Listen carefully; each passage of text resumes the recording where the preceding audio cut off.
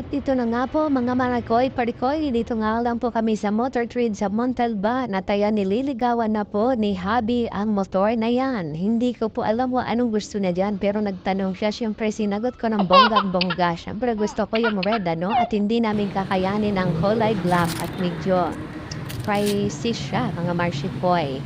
At ayan pinaprocess na nga po ni Buya na magpapili sa baby red. At ayan, after nila mag-process, ayan, nilabas na po si Baby Red para naman may uwi na namin. Yes, Marikoy, napaka-happy po namin ni Habi kung ano man po nabot namin sa ngayon. Pero mga Marikoy, ito lang masasabi ko, tiis-tiis tayo. Mga ilang buwang, hindi lalapang, mga Marshikoy ko. Dahil nga po, alam nyo na, pag may gusto, may paraan talaga mga Marikoy, At syempre, tawan-tawa ang aking hobby dahil hawa ng Diyos hindi na po siya magbabike. Pero sa ngayon po ayan, kinakabit na ni Kuya ang side mirror. Ayan po, napakalakas po ng ulan sa araw na iyan. Ulan-init po ang kinalabasan po namin dyan habang naghahanap po kami ng motor. Grabe tirik ng araw po, halos susuko na po ako sa kakalalakad. Pero dyan lang pala kami babagsak sa motor trade na yan. Siyempre, habang wala pa po ORCR, siyempre mag-gopongit po muna ang aking Jowa Bears. Kasama niya po muna ang kanyang mamahaling bike.